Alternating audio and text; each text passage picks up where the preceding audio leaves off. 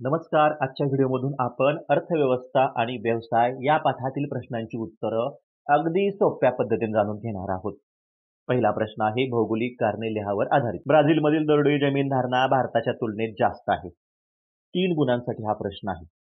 मुलांनो, या प्रश्नाचं उत्तर लक्षात ठेवायचं असेल तर फक्त तुम्ही 3 शब्द लक्षात ठेवायचे. त्यासाठी एक क्लुप्ती तुम्हाला सांगतो. ए, पी, सी. ए म्हणजे एरिया, क्षेत्रफळ. पी म्हणजे पॉप्युलेशन, लोकसंख्या. सी म्हणजे कंपॅरिझन, तुलना. आता पहा बरं, या 3 शब्दावरून आपण कसं उत्तर तयार करतोय ते. पहिला आहे ए म्हणजे एरिया. ब्राझीलचे एकूण क्षेत्रफळ सुमारे 85,15,770 चौरस किलोमीटर आहे. या उलट भारताचे एकूण क्षेत्रफळ केवळ सुमारे 32,87,263 चौरस किलोमीटर आहे. क्षेत्रफळ या शब्दापासून हे वाक्य आपण तयार केलं. दुसरा आहे पी म्हणजे पॉप्युलेशन, लोकसंख्येवरून आपण दुसरं वाक्य करणार आहोत. ब्राझीलची लोकसंख्या केवळ सुमारे 20 कोटी आहे. या उलट भारताची लोकसंख्या सुमारे 130 कोटी आहे. आता तिसरं वाक्य आपण सी म्हणजे कंपॅरिझन पासून करणार आहोत, तुलना या शब्दापासून. म्हणजेच भारताच्या तुलनेत ब्राझीलचं क्षेत्रफळ जास्त व लोकसंख्या कमी आहे. त्यामुळे ब्राझीलमधील दरडोई जमीन धारणा भारताच्या तुलनेत जास्त आहे. मुलांनो, 3 वाक्य आपण ए, पी, सी या अक्षरावरून तयार केलेली आहे. ए म्हणजे क्षेत्रफळ, पी म्हणजे लोकसंख्या आणि सी म्हणजे तुलना. त्यानंतर दुसरा प्रश्न आपण समजून घेऊ. भारत व ब्राझील या दोन्ही देशांमध्ये मिश्र अर्थव्यवस्था आहे. मुलांनो, या प्रश्नाचं उत्तर लक्षात ठेवायचं असेल तर फक्त तुम्ही 2 शब्द लक्षात ठेवा. कोणती बरं 2 शब्द? तर सार्वजनिक व खाजगी. या 2 शब्दावरून पहिलं वाक्य करायचं, दुसरं वाक्य सार्वजनिक शब्दावरून करायचं आणि तिसरं वाक्य खाजगी शब्दावरून करायचं. पहा बरं जमतंय का मग? पहिलं वाक्य पहा. मिश्र अर्थव्यवस्थेत सार्वजनिक व खाजगी क्षेत्राचे सहअस्तित्व असते. दुसरं वाक्य पहा. भारतात व ब्राझीलमध्ये रेल्वे, विद्युत निर्मिती, लोह व पोलाद उद्योग इत्यादी क्षेत्रातील साधनांची मालकी व व्यवस्थापन यावर प्रामुख्याने शासनाचे नियंत्रण असते. सार्वजनिक या शब्दापासून दुसरं वाक्य आपण केलं. आता तिसरं वाक्य पहा. खाजगी या शब्दापासून तिसरं वाक्य आपण करणार आहोत. भारतात व ब्राझीलमध्ये बँका, विमान वाहतूक, आरोग्य, शिक्षण, दूरसंचार इत्यादी क्षेत्रातील साधनांची मालकी व व्यवस्थापन खाजगी उद्योजक व शासन यात विभागलेले आहेत.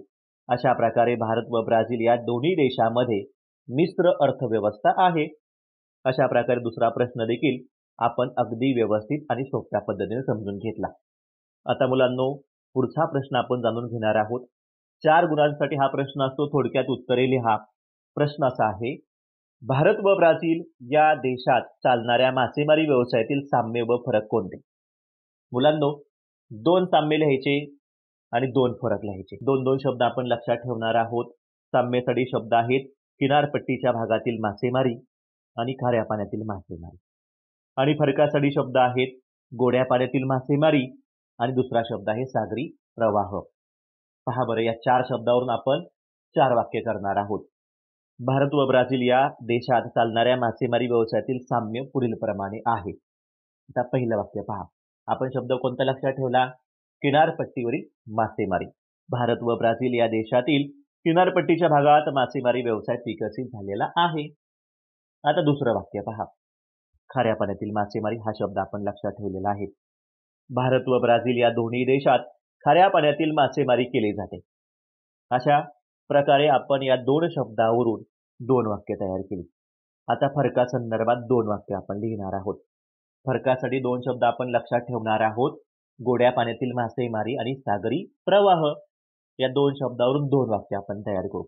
आता पहा बरं, भारत व ब्राझील या देशात चालणाऱ्या मासेमारी व्यवसायातील फरक पुढील प्रमाणे आहे. शब्द आहे गोड्या पाण्यातील मासेमारी. भारतात ठिकठिकाणी नद्या, तळी, सरोवरे इत्यादी ठिकाणी गोड्या पाण्यातील मासेमारी केली जाते.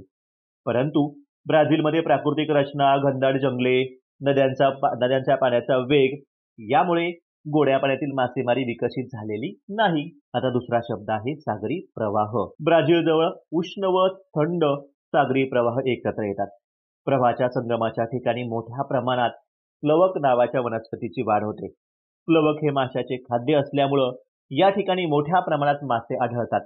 परिणामी ब्राझीलमधील मासेमारी व्यवसाय विकसित झाला आहे. याउलट भारताजवळ अशा प्रकारचे सागरी प्रवाह एकत्र येत नसून इतर अनुकूल घटकामुळे भारतात मासेमारी व्यवसाय विकसित झाला आहे. मुलांनो, पुढचा प्रश्न आपण जाणून घेणार आहोत. 4 गुणांसाठी हा प्रश्न आहे. ब्राझीलच्या पश्चिम भागात खाणकाम व्यवसाय विकसित का झाला नाही? या प्रश्नाचं उत्तर लक्षात ठेवायचं असेल तर मुलांनो, तुम्ही फक्त 4 शब्द लक्षात ठेवा आणि 4 वाक्य तयार करा. म्हणजे तुम्हाला 4 गुणांचा हा जो प्रश्न आहे अगदी सोप्या पद्धतीने लक्षात राहील. कोणते बरं 4 शब्द आहेत तर पहा. पहिला शब्द आहे खनिजांचे अल्प साठे. दुसरा आहे दुर्गम भाग. तिसरा शब्द आहे विरळ लोकसंख्या आणि चौथा शब्द आहे वाहतुकीच्या सोयीसुविधांचा विकास नाही. या 4 शब्दावरून आपण 4 वाक्य करणार आहोत. पहिलं वाक्य पहा. ब्राझीलच्या पश्चिम भागात खनिजांचे साठे तुलनेने कमी प्रमाणात उपलब्ध आहेत. दुसरं वाक्य. ब्राझीलच्या पश्चिम भागात ॲमेझॉन नदीचे खोरे आहे.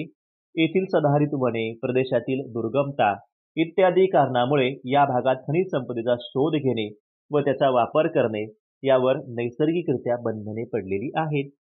तिसरं वाक्य पहा. या प्रदेशात लोकसंख्या विरळ स्वरूपाची आहे. परिणामी येथे खनिजांचा मोठ्या प्रमाणात मागणी उपलब्ध नाही. चौथं वाक्य पहा. या भागात वाहतुकीच्या सोयीसुविधांचा पुरेशा प्रमाणात उपलब्ध नाहीत. म्हणून ब्राझीलच्या पश्चिम भागात खाणकाम व्यवसायाचा विकास अल्प झाला आहे. यानंतर या पाठातील शेवटचा प्रश्न आपण जाणून घेऊ. रिकाम्या जागी योग्य शब्द लिहा. पहिला प्रश्न पहा मुलांनो. भारताचे दरडोई उत्पन्न ब्राझीलपेक्षा कमी आहे. कारण काय बरं असेल? तर प्रचंड लोकसंख्या हे कारण आहे. दुसरा प्रश्न. ब्राझील देशाची अर्थव्यवस्था ही प्रामुख्याने टिंबटिंब व्यवसायावर अवलंबून आहे. मुलांनो, ब्राझील देशाची अर्थव्यवस्था ही प्रामुख्याने तृतीयक व्यवसायावर अवलंबून असते. तिसरा प्रश्न.